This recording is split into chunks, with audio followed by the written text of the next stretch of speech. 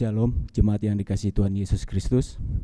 Pada ibadah pada minggu ini kita akan menggunakan kebaktian sesudah Pentakosta yang ke-25 yang akan dilayani oleh Bapak Pendeta Budi Triadi Kaidun STH. Atas nama jemaat kami mengucapkan terima kasih atas pelayanan pada pemberitaan firman Tuhan di kebaktian minggu ini. Kiranya Tuhan memberkati pelayanan Bapak. Bidang pemeriksaan dan pembinaan kebaktian minggu Advent pertama tanggal 29 November 2020 akan dilayani oleh Saudari Freddy Louis Caroline Sebua SSI Teol. Kebaktian akan dilakukan secara online. Bidang keesaan dan kesaksian. Jemaat yang sakit, mohon dukungan doa untuk kesembuhan dan pemulihan bagi jemaat yang nama-namanya sebagai berikut. Yang pertama, Bapak Asben Situngkir, Bapak Supriyadi Tarsibi, Bapak Edi Wibowo, Bapak Farulin Yunus, Ibu Warni Titus, Ibu Sri Nursiti Gultom, Ibu Sri Mulyati Aminta, Ibu Hotnami Sinaga, Ibu Lilis Suryani Simanjuntak, Ibu Fredlina Purba, dan Saudari Jeffrey Jonathan. Untuk iuran kedukaan jemaat, diberitahukan kepada seluruh jemaat bahwa mulai September 2020, iuran kedukaan jemaat dapat diserahkan kepada Komisi UKJ setiap hari Minggu. Adapun besaran iuran menjadi minimal 15.000 per kepala keluarga dan atau anggota SIDI yang sudah bekerja atau memiliki penghasilan. Mohon perhatian jemaat. Telah dipanggil Bapa di sorga, Ibu Nurlelawati pada hari Selasa 17 November 2020. Atas nama jemaat kami mengucapkan turut berduka cita. Kiranya Tuhan memberikan kekuatan serta penghiburan bagi keluarga yang ditinggalkan. Dan kami juga mengucapkan puji syukur kepada Tuhan dan selamat bagi jemaat yang berulang tahun pada tanggal 16 sampai dengan 22 November 2020. Kiranya Tuhan memberkati yang pertama, Orita Sagala, Yohanes Magara Uli Simarmata, Nova Rita Selviana Pelawi, Tianur Mastaria Benedikta Sinaga, Sia Delova Fahlevi Budiman, Joni Effendi Sitompul, R.E. Sulistiawati Huta Barat, Arka Sanjaya, Samuel Alvaro Marquez Sitompul, dan Samuel Sigalingging. Bidang penelitian dan pengembangan. Saat ini sedang dilakukan pembinaan pranikah Bapak Carman Priyatna dan Ibu Ina Kartini. Mohon dukungan dan doa dari jemaat. Pemutakhiran data jemaat GKP Lembang akan dilakukan pada hari Minggu tanggal 22 November 2020. Bidang sarana dan dana. Amplop persembahan dalam rangka HUT GKP ke-86 diberitahukan kepada jemaat bahwa amplop persembahan dalam rangka HUT GKP ke-86 akan dihimpun oleh majelis jemaat ke rumah-rumah jemaat yang akan dilakukan mulai tanggal 23 September sampai dengan 29 November. Mohon perhatian jemaat. Untuk persembahan, mengenai persembahan baik itu persembahan minggu, persembahan bulanan, UKJ dan lain-lain dapat Bapak Ibu antarkan ke gereja setiap hari Minggu pukul 7.30 sampai dengan pukul 12 WIB. Dapat dikirim juga melalui transfer dan nomor rekening ada di bawah sini. Untuk penerimaan minggu lalu sebesar Rp2.475.000. Untuk pengeluaran minggu lalu sebesar Rp1.361.000. Dan pada hari ini juga ada sosialisasi dari panitia PHRG. Mohon perhatian jemaat dan kami persilakan untuk panitia kami persilakan untuk waktu dan tempatnya.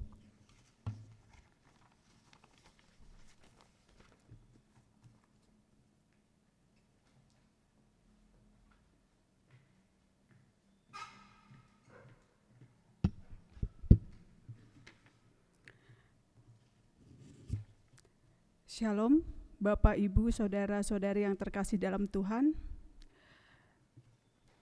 Tahun 2020 adalah tahun yang berat bagi kita sebagai gereja dan sebagai bangsa. Saat ini bangsa kita sedang berjuang untuk memutus mata rantai COVID-19. Sebagai gereja, kita mendukung setiap kebijakan yang dilakukan oleh pemerintah. Demikian juga dalam kegiatan Natal 2020 tahun ini, kita Jemaat GKP Lembang tidak akan merayakan Natal seperti tahun-tahun lalu. Natal tahun ini fokus pada kegiatan ibadah. Akan ada refleksi Natal, pemutaran film pendek, dan juga akan ada bansos. Mengingat kondisi saat ini yang serba tidak menentu, ada dua alternatif yang akan kita lakukan bersama. Untuk planning 1, ibadah tatap muka atau offline. Planning 2, ibadah online. Untuk planning 1, ibadah tatap muka, ibadah menyambut Natal dibagi menjadi 2 sesi pada tanggal 24 Desember 2020 nanti, yaitu sesi pertama pukul 17 WIB dan sesi kedua pukul 19 WIB. Untuk ibadah Natal tanggal 25 Desember 2020 akan dibagi menjadi 4 sesi. Untuk planning 2, ibadah online, kita akan lakukan apabila situasinya tidak memungkinkan kita untuk melakukan ibadah tatap muka. Kita akan mendukung atau mengikuti kebijakan dari pemerintah setempat atau tim gugus tugas COVID-19. Ibadah Natal KPA Komisi Pelayanan Anak dilakukan secara daring atau online pada tanggal 26 Desember 2020 pada pukul 10 WIB. Untuk dapat terlaksananya kegiatan tersebut di atas, kami panitia mohon dukungan pada jemaat baik secara moral maupun material. Minggu ini kami akan mengedarkan proposal dan juga kami akan membagikan amplop Natal kepada jemaat. Kami akan hantar ke rumah-rumah jemaat. Demikian yang dapat kami sampaikan. Sebagai gereja kita dukung dalam doa agar wabah COVID-19 ini cepat berakhir dan keadaan dapat kembali normal. Terima kasih atas perhatiannya, Tuhan memberkati.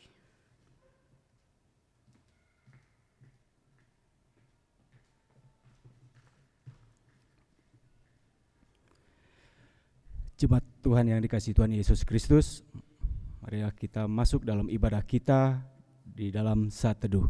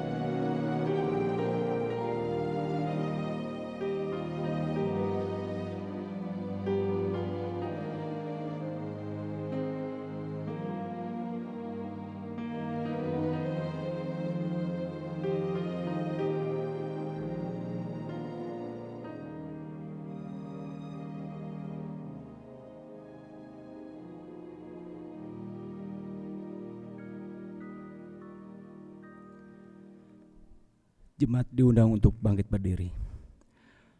Mari kita awali ibadah kita dengan memuji nama Tuhan dari PKJ 7 ayat yang pertama.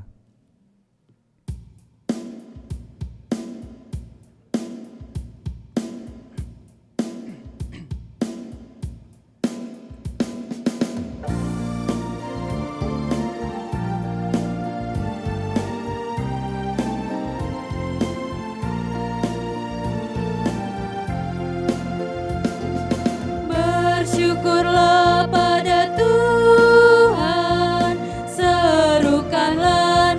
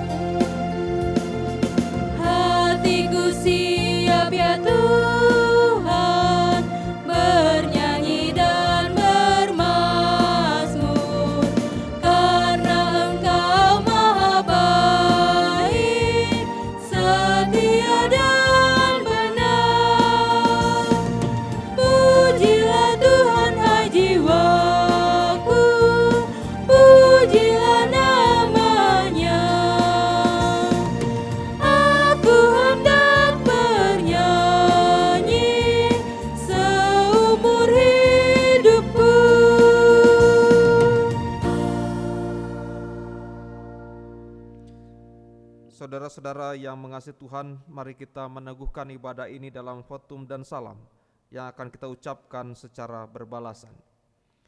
Kebaktian ini berlangsung dalam nama Allah Bapa, Anak dan Roh Kudus. Amin. Amin. Kasih karunia dan damai sejahtera dari Allah Bapa, Anak dan Roh Kudus menyertai saudara-saudara. Dan menyertai saudara juga. Nats pembimbing dalam kebaktian minggu pagi hari ini terambil dari Yesiel 34 ayat 15 sampai dengan 16. Aku sendiri akan mengembalakan domba-dombaku, dan aku akan membiarkan mereka berbaring. Demikianlah firman Tuhan Allah. Yang hilang akan kucari, yang tersesat akan kubawa pulang, yang luka akan kubalut, yang sakit akan kukuatkan, serta yang gemuk dan yang kuat akan kulindungi. Aku akan mengembalakan mereka sebagaimana seharusnya.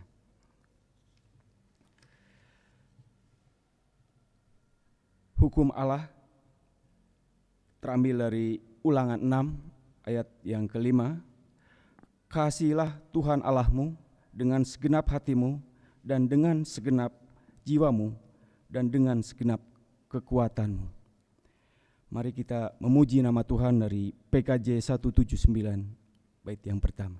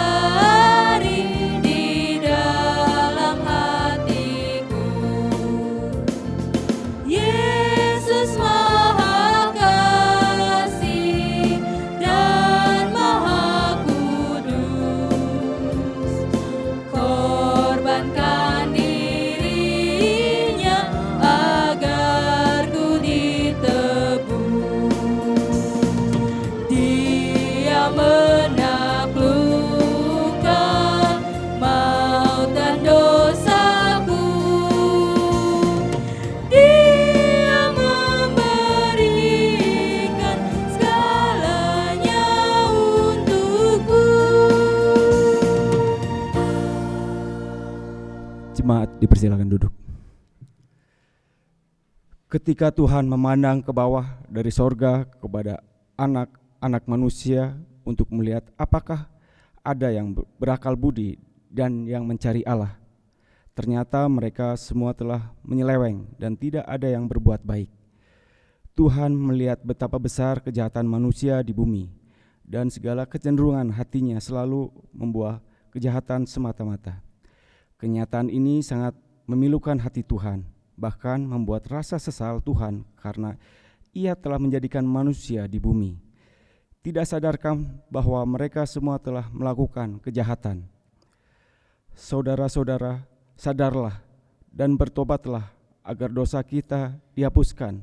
Tuhan akan mendatangkan kelegaan sehingga jiwamu jernih dan langkahmu ringan untuk mendekati Allah, sehingga engkau berpaut dan setia melakukan kehendak-Nya. Sidang jemaat, marilah kita mengaku dosa di hadirat Allah yang Maha Kudus. Terhadap engkau sajalah aku telah berdosa dan melakukan apa yang kau anggap jahat. Sesungguhnya dalam kesalahan aku diperanakan, dalam dosa aku dikandung ibuku. Aku merasa malu dan bernoda sebab aku menanggung aib masa mudaku. Dosa-dosaku pada waktu muda dan pelanggaran-pelanggaranku janganlah kau ingat. Tetapi ingatlah kepadaku sesuai dengan kasih setiamu, bahwa aku kembali supaya aku berbalik, sebab Engkaulah Tuhan Allahku. Beritahukanlah jalan-jalanmu kepadaku, ya Tuhan. Tunjukkanlah itu kepadaku. Bawalah aku berjalan dalam kebenaran-Mu dan ajarlah aku. Sungguh sesudah aku berbalik, aku menyesal, dan sesudah aku tahu akan diriku, aku menepuk pinggang sebagai tanda berkabung. dalam kesesakan kiranya Engkau memberi kelegaan kepadaku. Kasihanilah aku dan dengarkanlah doaku. Amin.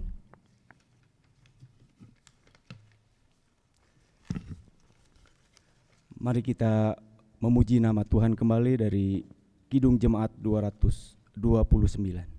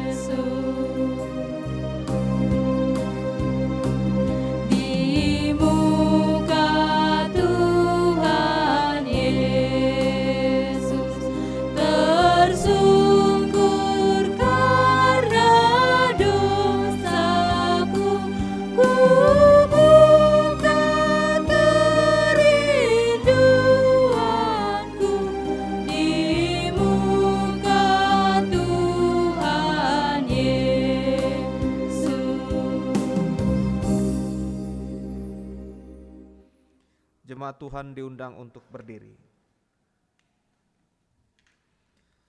Dengarkanlah firman Tuhan yang berkenan mengampuni dosa kita. Karena begitu besar kasih Allah akan dunia ini, sehingga Ia telah mengaruniakan anaknya yang tunggal, supaya setiap orang yang percaya kepadanya tidak binasa, melainkan beroleh hidup yang kekal. Dalam nama Allah Bapa, Anak dan Roh Kudus, kami beritakan kepada saudara-saudara yang dengan tulus ikhlas mengakui dosa di hadirat Allah, serta mencari keselamatannya hanya kepada Yesus Kristus, bahwa Allah mengampuni dosanya. Amin. Mari kita angkat pujian dari Kidung Kabungahan 54, bait yang pertama dan ketiga.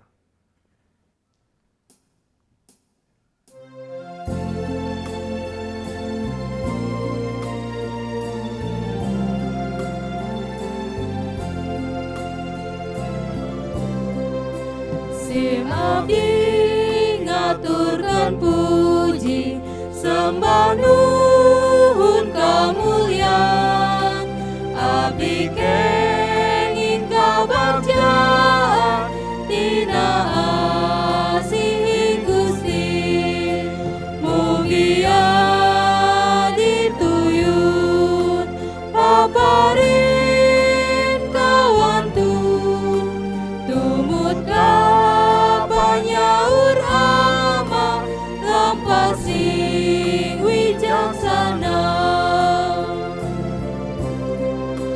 percaya ka Gusti Yesus, hirupna dianyarkan, petaha belte dipijan, hanya anu ngawangtun, mugia dituyun paparin kawantun, tumut ka panyaur ama lampasing wijaksana.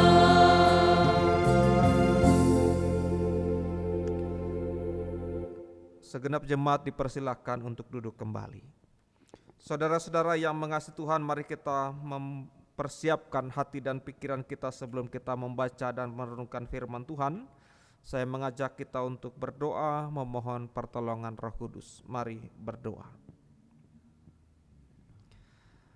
Allah yang kami muliakan, di dalam nama Tuhan Yesus Kristus yang bertahta di dalam kerajaan surga yang kudus, Pada saat ini ya Tuhan, dengan penuh sukacita, kami bersyukur karena Tuhan begitu baik, telah menyapa kami, memberikan kesempatan kepada kami untuk beribadah bersama-sama. Kami yang di rumah masing-masing, Tuhan berkati supaya kami juga bisa mengikuti segenap pemberitaan firman Tuhan dengan baik. Pakailah hamba-Mu untuk menyampaikan kebenaran firman-Mu. Roh Kuduslah yang kami andalkan untuk bisa menolong kami, agar firman Tuhan bisa menjadi bagian kehidupan kami yang tidak terpisahkan. Dalam nama Tuhan Yesus Kristus kami berdoa. Amin. Bapak Ibu saudara-saudara yang Tuhan kasih, pada minggu pagi hari ini kita akan merenungkan firman Tuhan diambil dari Matius 25 ayat 31 sampai 46. Demikian firman Tuhan. Apabila Anak Manusia datang dalam kemuliaannya dan semua malaikat bersama-sama dengan Dia, maka Ia akan bersemayam di atas tahta kemuliaannya. Lalu semua bangsa akan dikumpulkan di hadapannya dan Ia akan memisahkan mereka seorang daripada seorang, sama seperti gembala memisahkan domba dari kambing. Dan Ia akan menempatkan domba-domba di sebelah kanannya dan kambing-kambing di sebelah kirinya. Dan raja itu akan berkata kepada mereka yang di sebelah kanannya, "Mari, hai kamu yang diberkati oleh Bapa-Ku, terimalah kerajaan yang telah disediakan bagimu sejak dunia dijadikan. Sebab ketika aku lapar, kamu memberi aku makan. Ketika aku haus, kamu memberi aku minum. Ketika aku seorang asing, kamu memberi aku tumpangan. Ketika aku telanjang, kamu memberi aku pakaian. Ketika aku sakit, kamu melawat aku. Ketika aku di dalam penjara, kamu mengunjungi aku." Maka orang-orang benar itu akan menjawab Dia, katanya, "Tuhan, bila manakah kami melihat Engkau lapar dan kami memberi Engkau makan, atau haus dan kami memberi Engkau minum? Bila manakah kami melihat Engkau sebagai seorang asing dan kami memberi Engkau tumpangan, atau telanjang dan kami memberi Engkau pakaian? Bila manakah kami melihat Engkau sakit atau dalam penjara dan kami mengunjungi Engkau?" Dan raja itu akan menjawab mereka, "Aku berkata kepadamu, sesungguhnya segala sesuatu yang kamu lakukan untuk salah seorang daripada saudaraku yang paling hina ini, kamu telah melakukannya untuk aku." Dan Ia akan berkata juga kepada mereka yang di sebelah kirinya, "Enyahlah dari hadapanku, hai kamu orang-orang terkutuk. Enyahlah ke dalam api yang kekal yang telah disedia untuk iblis dan malaikat-malaikatnya. Sebab ketika aku lapar, kamu tidak memberi aku makan. Ketika aku haus, kamu tidak memberi aku minum. Ketika aku seorang asing, kamu tidak memberi aku tumpangan. Ketika aku telanjang, kamu tidak memberi aku pakaian. Ketika aku sakit dan dalam penjara, kamu tidak melawat aku." Lalu mereka pun akan menjawab Dia, katanya, "Tuhan, bila manakah kami melihat Engkau lapar atau haus, atau sebagai orang asing atau telanjang atau sakit, atau dalam penjara dan kami tidak melayani Engkau?" Maka Ia akan menjawab mereka, "Aku berkata kepadamu, sesungguhnya segala sesuatu yang tidak kamu lakukan untuk salah seorang dari yang paling hina ini, kamu tidak melakukannya juga untuk aku." Dan mereka ini akan masuk ke tempat siksaan yang kekal, tetapi orang benar ke dalam hidup yang kekal. Demikianlah Bapak Ibu saudara-saudara, firman yang kita dengar bersama. Berbahagialah setiap orang yang mendengarkan firman Tuhan, memelihara dan melakukan di dalam hidupnya. Haleluya. Haleluya, haleluya, haleluya.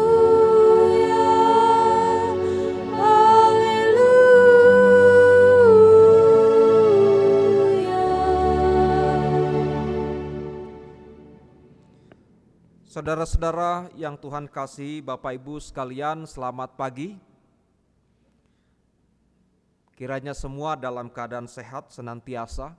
Bapak Ibu saudara-saudara yang Tuhan kasih, pada pagi hari ini kita akan merenungkan firman Tuhan dengan tema gereja dan upaya penghapusan kekerasan berbasis gender. Saudara-saudara yang Tuhan kasihi, Injil Matius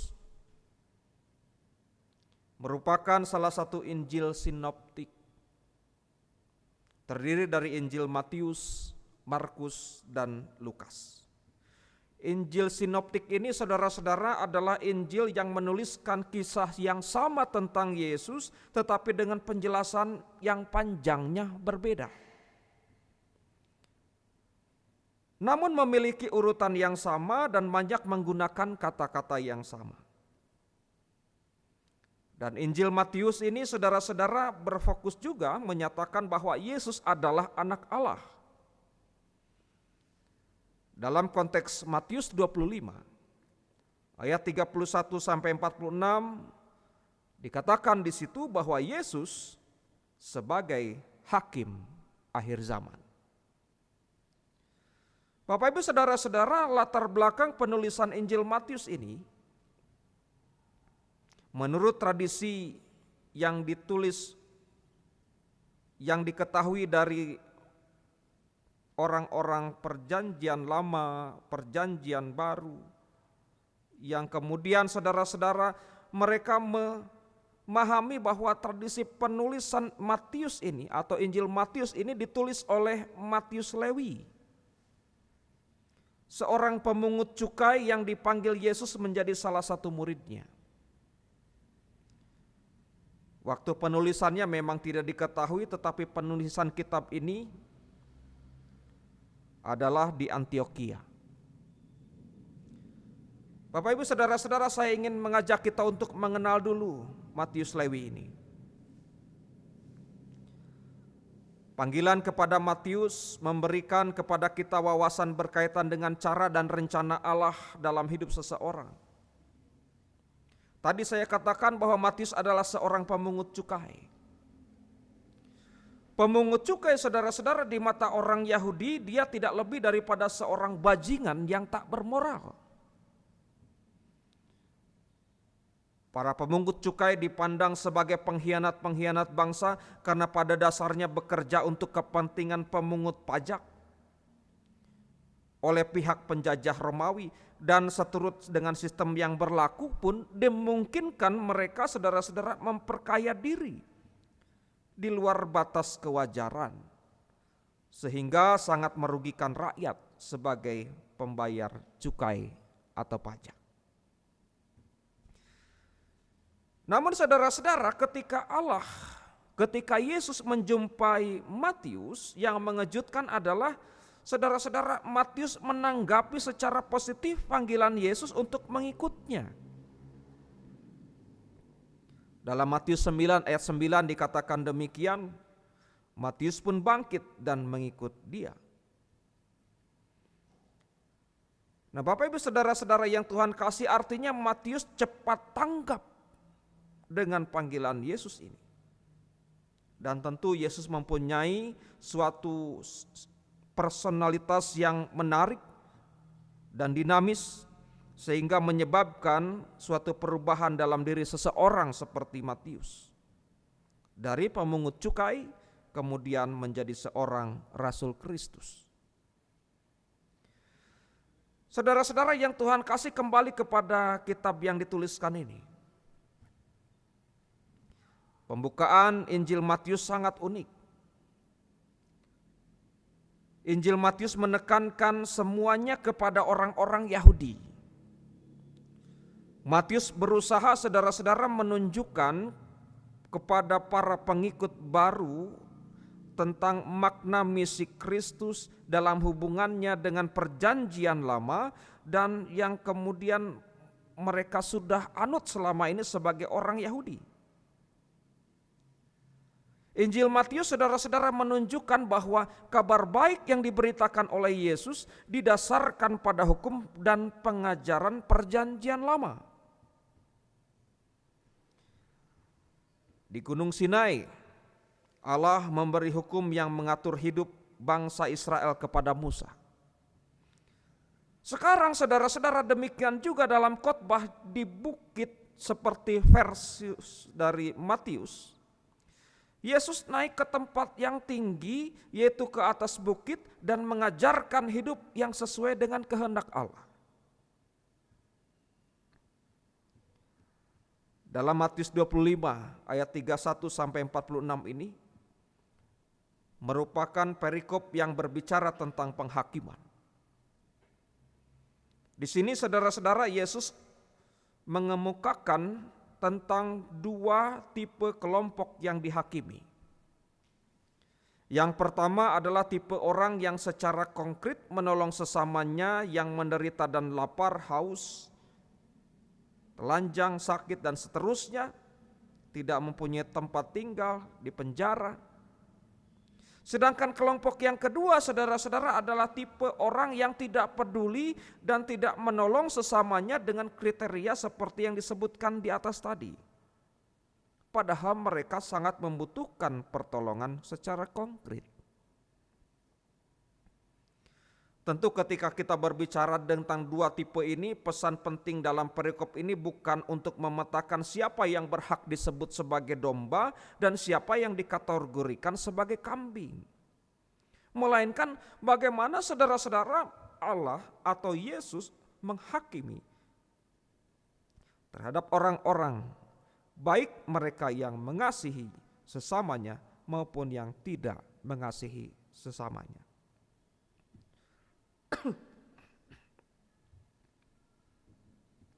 Pertanyaannya saudara-saudara adalah mengapa Yesus menggunakan terminologi domba dan kambing? Untuk memahami ini saudara-saudara yang mengasihi Tuhan, mari kita mengenal dua hewan ini secara genotif dan fenotip. Genotif artinya saudara-saudara ada sifat yang tidak nampak yang ditentukan oleh pasangan gen atau susunan gen dalam individu yang menentukan sifat yang nampak. Sementara fenotip adalah sifat yang nampak dari luar, sifat yang dapat kita lihat dengan mata. Contohnya warna kulit, bentuk dan warna biji mata. Kembali kepada domba dan kambing ini. Saudara-saudara, peternakan tradisional cenderung untuk tidak memisahkan domba dari kambing. Sehingga kedua sifat tingkah laku domba dan kambing bisa diamati secara langsung oleh para gembala. Termasuk saudara-saudara oleh Yesus di zamannya. Rupanya saudara-saudara Yesus sangat mengenal dengan baik perilaku kedua hewan ini. Lalu bagaimana saudara-saudara kemudian kita bisa mengambil pelajaran dari kambing atau dari domba dan kambing dalam istilah yang disampaikan oleh Yesus ini? Kita akan melihat misalnya dari pengalaman peternak di Timur Tengah. Dengan mengelompokkan sifat genotip dan fenotipnya. Yang pertama saudara-saudara, domba berwarna cerah, sedangkan kambing berwarna gelap. Domba pada umumnya berwarna putih keemasan, sedangkan kambing berwarna hitam dan coklat. Warna keemasan domba menunjukkan atau melambangkan kepada sesuatu yang terang dan sukacita, sedangkan warna coklat atau hitam pada kambing cenderung melanggengkan kegelapan, duka atau kejahatan. Yang kedua saudara-saudara, domba itu jinak. selalu mendengar dan menuruti perintah penggembalanya. Sedangkan kambing, saudara-saudara, cenderung untuk membangkang dan sulit diatur. Kalau domba mengenal suara penggembalanya, ketika suara gembalanya memberikan kode dengan teriakan, para domba dengan segera mengambil perhatian dan mengikuti perintah penggembala. Contoh sifat domba ini bisa kita lihat misalnya pada musim mencukur bulu domba, saudara-saudara, domba tidak perlu diikat. Mereka sangat penurut dan percaya akan apa yang dikerjakan tukang cukur kepada mereka. Artinya Bapak Ibu Saudara-saudara, karakter domba ini ternyata terwakili dalam berkatnya. Domba dengan bulunya yang tebal di saat dicukur, saudara-saudara, domba menurut. Karakter demikian, saudara-saudara, sudah dibentuk sejak dari awal. Yang ketiga, Bapak Ibu yang Tuhan kasih, domba suka bergerombol, berkawan, sedangkan kambing lebih suka menyendiri. Melihat sifat domba yang suka berkawan, saling bekerja sama, saling sharing satu dengan yang lain, berbagi, merumput bersama, maka sifat manusia yang paling baik adalah sifat yang demikian. Sifat yang tolong menolong, saling sharing, menghargai, mewakili sifat-sifat ini. Dan ini saudara-saudara ditunjukkan oleh domba. Sementara kambing pada umumnya suka lari ke sana kemari, memakan rumput di sana di sini, cenderung tidak sabar, sibuk seperti ingin berkuasa dan mau menang sendiri. Yang keempat, saudara-saudara, domba itu merumput dengan teratur, tidak serabutan, tidak pindah-pindahan, sedangkan kambing suka pindah sana pindah sini, cenderung sibuk, tidak menentu. Dan yang kelima, saudara-saudara, di waktu malam, domba juga tidak berkumpul bersama saling, domba tidur berkumpul bersama saling menghangatkan, saling berbagi kehangatan, sedangkan kambing, saudara-saudara, cenderung melakukan sendiri demi kepentingan dirinya sendiri. Dan yang terakhir, saudara-saudara, di dalam kandang, domba akan cenderung berkumpul bergerombol memilih tempat yang terbuka. Hal ini dimungkinkan karena sifat yang suka berkawan. Dan karena memiliki bulu yang tebal sehingga tahan dingin. Hal ini berbanding terbalik dengan sifat kambing yang selalu mencari tempat gelap dan tertutup. Nah, Bapak Ibu Saudara-saudara yang mengasihi Tuhan, perikop ini menunjukkan kepada kita sifat atau karakter manusia sesungguhnya di hadapan Tuhan. Sementara itu saudara-saudara, pada sisi lain, Yesus menunjukkan bagaimana ia mengidentikan dirinya dengan orang-orang yang lemah, orang-orang yang dipinggirkan, orang-orang yang menderita. Ia ada pada orang yang terhina, orang yang dilecehkan, orang yang ditindas, dianiaya, diabaikan, dieksploitasi, direndahkan martabatnya dalam berbagai sistem di masyarakat. Itulah gambaran saudara-saudara. Di mana posisi manusia dan di mana posisi Tuhan. Lalu saudara-saudara yang Tuhan kasih, apa pesan firman Tuhan saat ini bagi kita? Yang pertama, bahwa saudara-saudara, setiap orang dapat berpotensi menjadi baik atau sebaliknya. Yang jelek jadi baik, yang buruk jadi baik. Atau sebaliknya saudara-saudara, yang baik jadi jelek, yang baik jadi buruk. Bersikap peduli atau acuh tak acuh, mengasihi atau membenci, melindungi atau melakukan tindakan kekerasan, sehingga berpotensi menjadi karakter kehidupan seseorang sepanjang hidupnya. Potensi tersebut saudara-saudara sangat ditentukan oleh keputusan pribadi orang tersebut.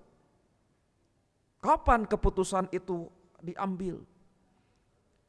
Keputusan itu saudara-saudara diambil ketika kita hidup di dalam dunia ini. Keputusan itu diambil ketika kita bisa mengerti mana yang baik dan mana yang tidak baik.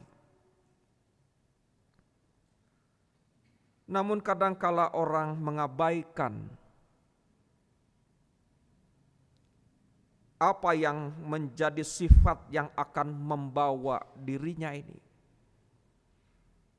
Jadi saudara-saudara yang Tuhan kasih, pada pekan ini kita diingatkan melalui kisah yang disampaikan oleh Yesus ini, melalui perumpamaan yang disampaikan Yesus ini, sifat mana yang akan saudara pilih dalam hidup saudara saat ini?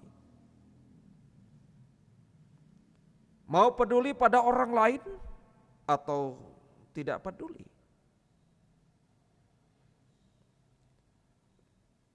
Itu terserah kepada saudara.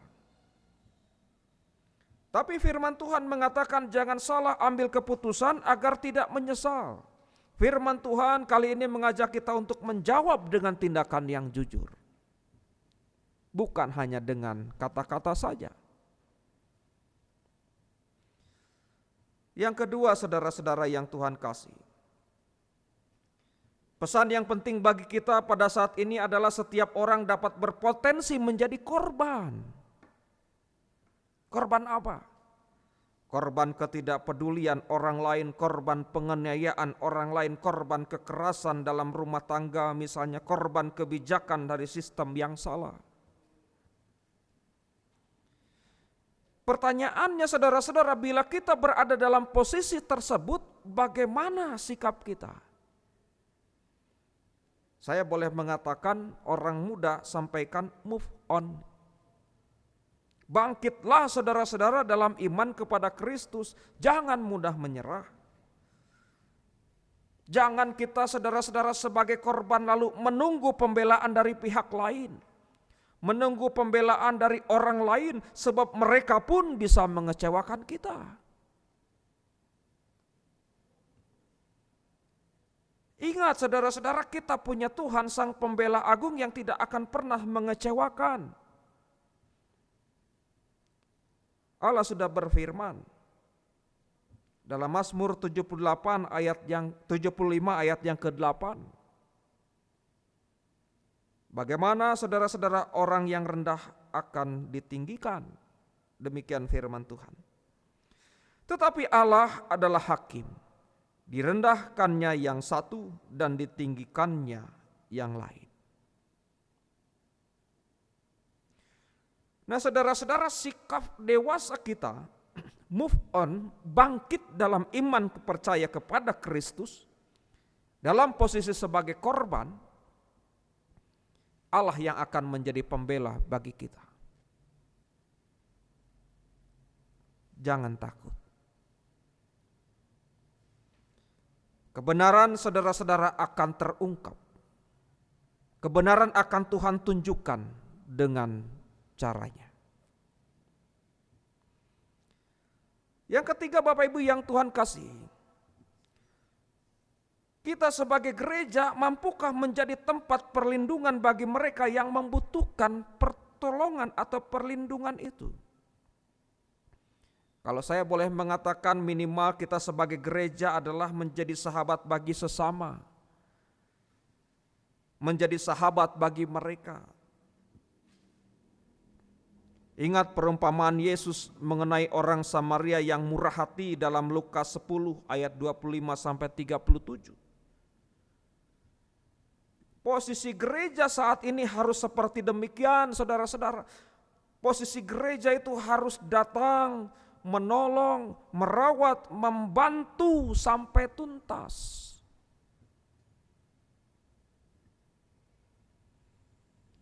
Lalu siapa orang-orang yang dimaksudkan itu? Siapa orang-orang yang membutuhkan perlindungan itu? Bisa jadi saudara-saudara itu adalah saudara kita sendiri. Bisa jadi itu adalah tetangga kita, itu adalah sahabat kita, atau orang lain yang tidak kita kenal.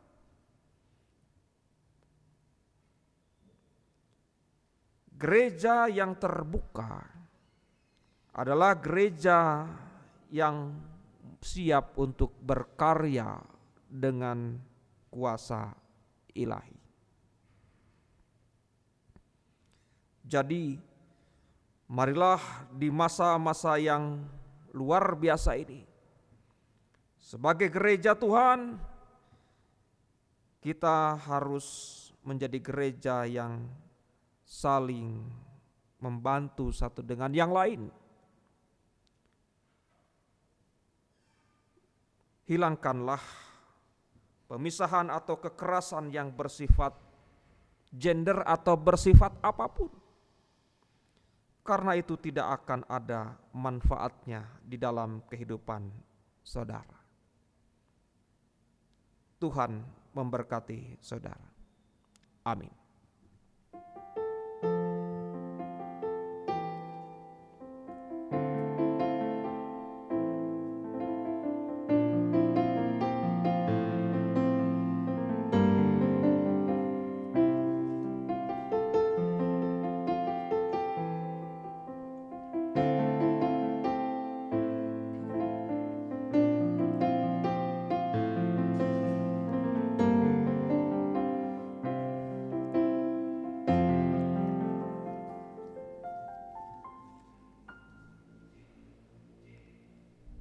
Jemaat yang dikasihi Tuhan, marilah kita bangkit berdiri dan marilah kita mengucapkan pengakuan iman kita secara bersama-sama. Aku percaya kepada Allah, Bapa yang Maha Kuasa, Khalik langit dan bumi, dan kepada Yesus Kristus, anaknya yang tunggal, Tuhan kita, yang dikandung daripada Roh Kudus, lahir dari anak Maria, yang menderita di bawah pemerintahan Pontius Pilatus, disalibkan, mati dan dikuburkan, turun dalam kerajaan maut. Pada hari yang ketiga, bangkit pula dari antara orang mati, naik sorga, duduk di sebelah kanan Allah, Bapa yang Maha Kuasa, dan akan datang dari sana untuk menghakimi orang yang hidup dan yang mati. Aku percaya kepada Roh Kudus, gereja yang kudus dan am, persekutuan orang kudus, pengampunan dosa, kebangkitan daging dan hidup yang kekal. Amin. Dipersilakan untuk duduk kembali.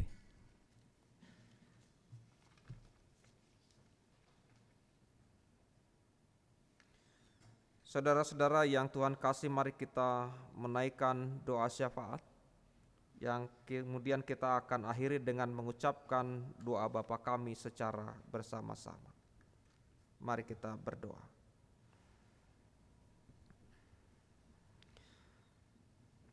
Kami bersyukur kepadamu ya Tuhan melalui firman pada saat ini.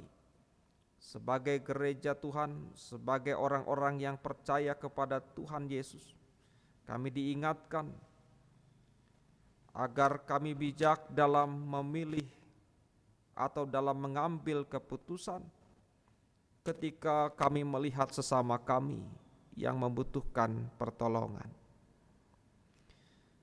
Biarlah kami tidak membeda-bedakan orang. Terlebih kami tidak melakukan tindakan kekerasan kepada orang lain atau membiarkan kekerasan itu terjadi. Kami harus menjadi orang yang peduli. Kami harus menjadi gereja yang peduli akan sesama kami. Biarlah ya Tuhan Engkau sempurnakan segala upaya kami ini,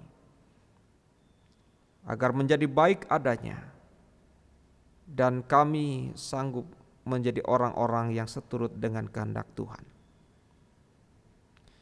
Pada saat ini ya Tuhan, perkenankan kami untuk menyampaikan doa syafaat bagi saudara-saudara kami yang berada dalam kondisi yang lemah tubuhnya. Kami berdoa untuk Bapak Asben Situngkir, untuk Bapak Supriyadi Tarsibi, Bapak Edi Wibowo, Ibu Variolin Yunus, Ibu Warnititus, Ibu Nur Siti Gultom, Ibu Sri Mulyati Aminta, Ibu Hotnami Sinaga, Ibu Lilis Suryani Simanjuntak, Ibu Fredelina Purba, dan Saudara Jeffrey Jonathan. Berkatilah saudara-saudara kami ini, sembuhkanlah mereka dari sakitnya. Bahkan kami juga teringat ya Tuhan, untuk rekan sepelayanan kami yang juga sedang berada dalam kondisi yang sakit. Kami doakan pada saat ini untuk Pak Pendeta Supriyatno dan keluarga. Berkatilah mereka, sembuhkanlah mereka. Kami juga berdoa ya Tuhan bagi saudara-saudara kami yang berada di dalam kedukaan, karena mereka harus ditinggalkan oleh orang yang terkasih, yaitu Ibu Nur Lelawati. Tuhan berkati keluarga Bapak Asep, berikan semangat, berikan juga penghiburan supaya mereka bisa melanjutkan kehidupan ini di dalam Tuhan. Saat ini ya Tuhan, kami juga berdoa bagi mereka yang bertambah usianya. Kami berdoa untuk Orita Sagala, untuk Yohanes Magara Uli Simarmata, untuk Nova Rita Selviana Pelawi, untuk Tianur Mustaria Benekdita Sinaga, untuk Zia Deolova Fahlevi Budiman, untuk Joni Effendi Sitompul. Berkatilah saudara-saudara kami ini. Juga untuk saudara R.E. Sulistia Wati Huta Barat, Arka Sanjaya, untuk saudara Samuel, untuk Alvaro Marcus Sitompul, dan untuk Samuel Sigalinggi. Kasih mereka ya Tuhan, berikanlah sukacita di dalam pertambahan usianya, berikanlah kesehatan sepanjang hidupnya, agar mereka berbahagia di dalam Tuhan. Bapa dalam surga, kami juga berdoa bagi para pelayan jemaat Tuhan, pendeta, majelis jemaat, pengurus komisi beserta keluarga mereka masing-masing. Kami serahkan sepenuhnya ke dalam tangan kasih Tuhan, agar Tuhan melindungi, menolong mereka dalam menjalankan tugas tanggung jawabnya untuk melayani umat-Mu. Kami berdoa juga untuk saudara Luis yang hadir bersama dengan kami. Tuhan berkati dia agar bisa menolong kami, bahkan mempelajari kehidupan berjemaat di tempat ini dengan baik. Bapa dalam surga, kami juga berdoa untuk kondisi keluarga kami masing-masing. Kami mengundang Tuhan untuk datang ke rumah kami dan melihat apa yang terjadi di sana. Bantulah kami ya Bapa ketika kami mengalami kesulitan. Juga ya Tuhan, kami berdoa bagi bangsa dan negara ini, khususnya bagi para pemerintahan yang ada di wilayah Jayagiri ini.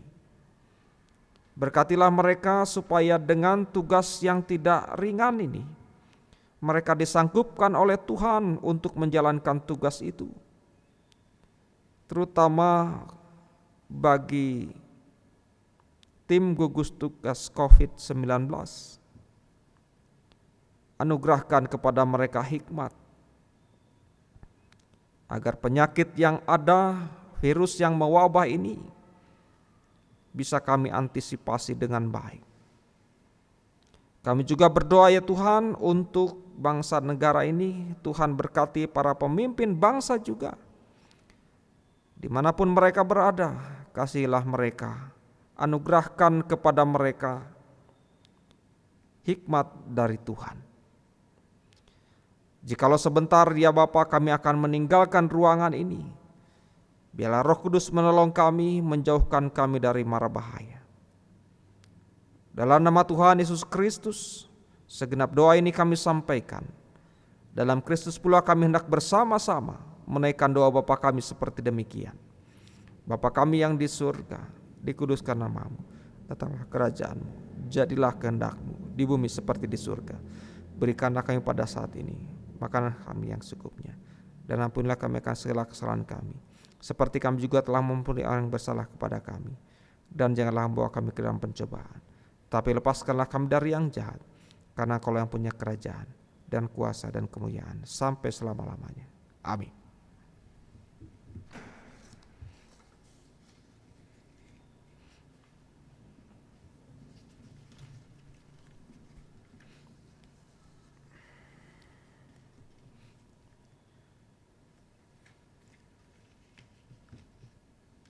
Marilah kita memberikan persembahan syukur kita dengan mengingat firman Tuhan yang terambil dari Amsal 3 ayat yang ke-9 sampai dengan yang ke-10.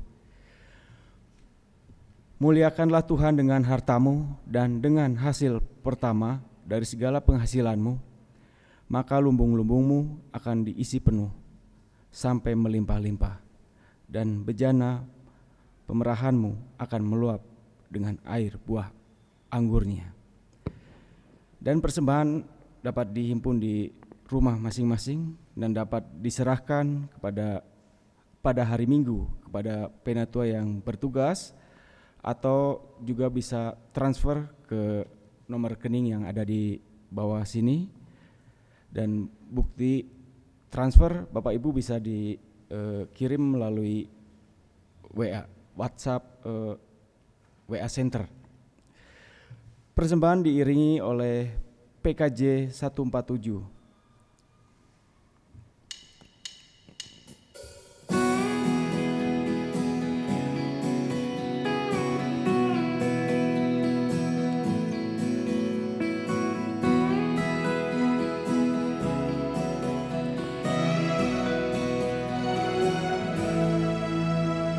Di sini aku bawa Tuhan, persembahan hidupku semoga berkenan. Berapalah nilainya Tuhan dibandingkan berkat-Mu yang Kau limpahkan. Terimalah Tuhan, oh terimalah Tuhan.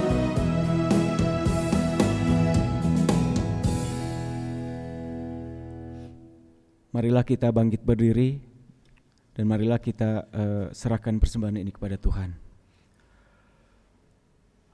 Allah sumber berkat kami, tak henti-hentinya kami mengucap syukur atas berkat yang kami terima sepanjang hidup ini. Kami mengucap syukur karena pada hari ini kami telah memberikan sebagian berkat yang kami terima daripadamu melalui persembahan ini ya Tuhan. Kiranya Engkau senantiasa memberkati persembahan ini sebelum terpakai untuk penata layanan Gereja Kristen Pasundan. Berkati juga untuk yang memberikan dengan penuh sukacita ya Tuhan. Terimalah Tuhan, hanya nama Tuhan Yesus kami berdoa dan mengucap syukur.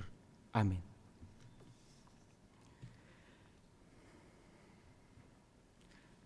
Mari kita angkat pujian dari Kidung Jemaat nomor 432.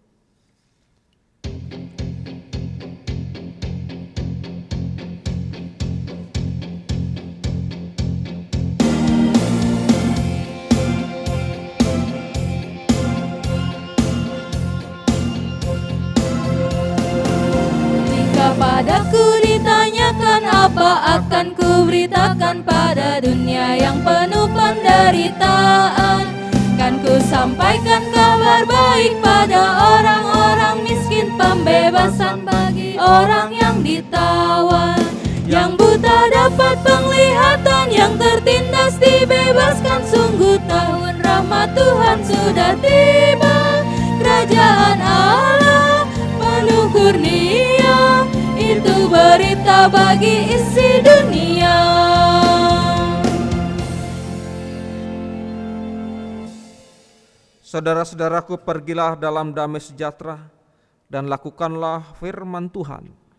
Mari menjadi gereja yang peduli, menjadi pribadi yang peduli kepada sesama kita yang lain. Dan terimalah berkat Tuhan.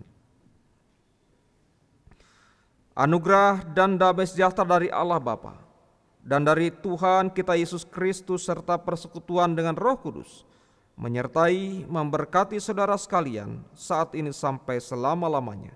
Haleluya. Amin.